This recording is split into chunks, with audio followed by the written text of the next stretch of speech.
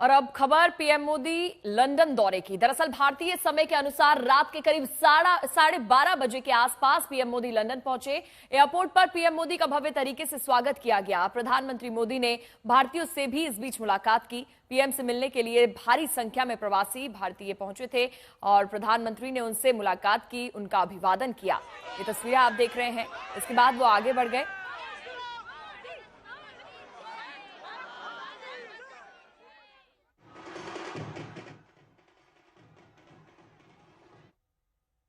तो लंदन में पीएम मोदी का आज का शेड्यूल क्या होने वाला है, इसके बारे में अब आपको बता देते हैं। दरअसल दोपहर 2:30 बजे द्विपक्षीय बैठक होगी, जिसमें बहुप्रतीक्षित फ्री ट्रेड एग्रीमेंट पर अंतिम मुहर आज लगेगी। शाम 6:30 बजे प्रेस ब्रीफिंग होगी और रात तकरीबन 9 बजे PM Modi king Charles III से मुलाकात भी करने वाले हैं।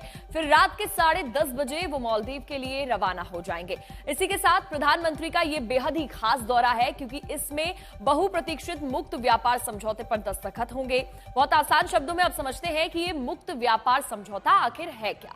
कोई भी 2 या 2 से अधिक देश आपसी व्यापार को बढ़ावा देने के लिए एटीएफ करते हैं, एफटीएफ करते हैं, यानी दोनों देश एक दूसरे पर सीमा शुल्क घटा देते हैं या फिर शून्य कर सकते हैं। एफटीए के तहत वस्तुओं को पहले से सूचीबद्ध तरीके से लिया जाता है और फिर सिर्फ सूचीबद्ध वस्तुओं को ही एफटीएफ के तहत छूट मिलती है। उदाहरण के तौर पर मान लेंगे कि भारत ब्रिटेन में मोबाइल को लेकर एफटीए हो जाए तो सिर्फ मोबाइल पर छूट मिलेगी, मोबाइल एक्सेसरीज पर नहीं। जबकि कोई देश फ्री ट्रेड एग्रीमेंट करता है तो उससे लाभ क्या होते हैं, अब ये भी समझ लेते हैं। सीमा शुल्क में छूट मिल जाती है, सूचीबद्ध आयातित वस्तुएं सस्ती हो जाती हैं, साथ ही आर्थिक विकास तेज होता है। दोनों देशों के मैन्युफैक्चरर्स में प्रतियोगिता भी काफी ज्यादा बढ़ जाती है और इससे कीमतें गिरती हैं, तो जनता को सीधा लाभ इससे हो सकता है। इसका भी एक उदाहरण दे देते हैं। लंदन में बैठे किसी शख्स को इलाहाबादी अमरूद खरीदने हैं और अमरूद को एफटीए में सूचीबद्ध कर लिया जाता है, तो इसकी कीमत लंदन में कम होगी, तो डिमांड बढ़ेगी, जिससे कि प्रयागराज के किसानों को लाभ होगा। तो इसके जरिए आपने समझा। और सीधे अब आपको लंदन लिए चलते हैं। लंदन से हमारी सहयोगी लवीना जुड़ गई हैं। लवीना, आज पीएम नरेंद्र मोदी का क्या कार्यक्रम होने वाला है? इसी के साथ फ्री ट्रेड एग्रीमेंट के बारे में भी बताइएगा, कौन कौन सी वस्तुओं पर ध्यान रहेगा? प्राइम मिनिस्टर नरेंद्र मोदी का काफी पैक्ड एजेंडा है। सुबह मुलाकात प्रधानमंत्री कीयर स्टारमर के साथ और इनके साथ मौजूद होंगी कॉमर्स, दोनों ही देशों के कॉमर्स मिनिस्टर। सबसे पहली बात फ्री ट्रेड एग्रीमेंट पर दस्तखत करना, जो दोनों ही देशों के कॉमर्स मिनिस्टर्स करेंगे। ये बहुत ही खासा मोमेंट है, ख़ास मोमेंट है। 4 साल बाद, बड़े लंबे नेगोशिएशंस के बाद दोनों देश इस मोमेंट तक, इस लम्हे तक पहुँचे हैं और दोनों ही देशों को काफ़ी बेनिफिट होगा, काफ़ी फ़ायदा होगा, ऐसी अपेक्षा लगाई जा रही है।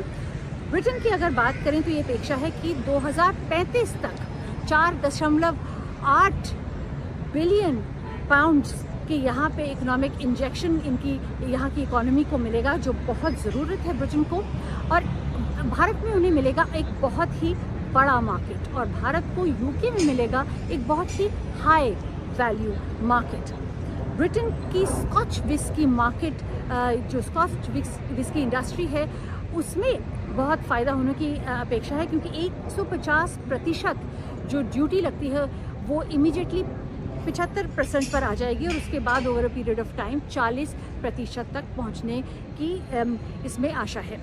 इसके बाद जो भारत का मार्केट है, और कार्स को लेकर भी बहुत बड़ी यहाँ से कार्स आसानी से भारत में बेची जा सकती हैं। तो लवीना के पास फिर से एक बार लौटेंगे, लेकिन उससे पहले अब ये जान लीजिए कि भारत का किन देशों समूहों के साथ फ्री ट्रेड एग्रीमेंट पहले से है। जापान, ऑस्ट्रेलिया, यूएई, दक्षिण कोरिया और मॉरिशस ऑस्ट्रेलिया के साथ ये है। साथ ही लवीना हमारे साथ जुड़ी हुई है। लवीना, आपसे जानना चाहिए कि एफटीए के अलावा कौन कौन से मुद्दे हैं जिनके बारे में पीएम मोदी और कीयर स्टारमर के बीच मुलाकात जब होगी तो उसमें बातचीत की जाएगी? मैं जहां खड़ी हूं इस वक्त आपको दिखाना चाहूंगी, यहाँ पार्लियामेंट स्क्वायर में, यही वो जगह है जहां 2018 में प्रधानमंत्री जब यहाँ आए थे तब भारत के झंडे के साथ बहुत बदसलूकी की गई थी और उसके बाद कई दफ़ा ये इंसिडेंट रिपीट किया गया इंडियन हाई कमीशन के सामने 15 अगस्त को, 26 अगस्त को, 26 जनवरी को। और इसके अलावा हाई कमीशन खुद की बिल्डिंग को भी हानि पहुंचाई गई, वहाँ से भी झंडा उतारा गया। तो इस तरह की जो एक्टिविटीज़ रही over a period of time, इसको लेकर सवाल उठाए जाएंगे कि और इसमें एक्शन लेना चाहिए और जल्द एक्शन लेना चाहिए, क्योंकि आखिरकार ये सारी जो गतिविधियाँ हो रही हैं, लॉ एंड ऑर्डर को ब्रेक किया जा रहा है, वो इस देश में किया जा रहा है। सो इट इज़ ये बेनिफिट है, यहाँ की फ़ायदेमंद है कि इस पर अपनी और कमांड जोर की यानी खींची जाए और इस पर एक्शन लिया जाए, जल्द एक्शन लिया जाए। As this is justice denied is justice delayed. तो इससे क्या फ़ायदा होगा? फ़ायदा से ये होगा कि एक तरह से आप हाई कमांड अगर आपसे एक बात कह रहा है तो इसमें तवज्जो होती है। अब बात आती है एक्स्ट्रेडिशन की। नीरव मोदी, विजय माल्या और ललित मोदी के खिलाफ कोई एक्स्ट्रेडिशन का मामला नहीं है, लेकिन उनका भी मुद्दा उठाया जाएगा, ऐसे हमें बताया जा रहा है। और ललित और नीरव मोदी और विजय माल्या को लेकर एक्स्ट्रेडिशन की अपील के सारे दरवाजे बंद हैं, फिर भी वो यहाँ है क्योंकि पॉलिटिकल असाइलम ले लें या कोई और लीगल वजह से वो यहाँ पे रुके हैं और इन केसेस का पब्लिक डोमेन में नहीं आते, ये कॉन्फिडेंशियल रहते हैं, इसीलिए बात सामने नहीं आ रही कि क्यों ये यहाँ पे मौजूद हैं। पर ये कहा जा रहा है कि पॉलिटिकल असाइलम शायद दोनों ने मांगा है। चलिए, बहुत बहुत शुक्रिया लवीना तमाम जानकारी देने के लिए।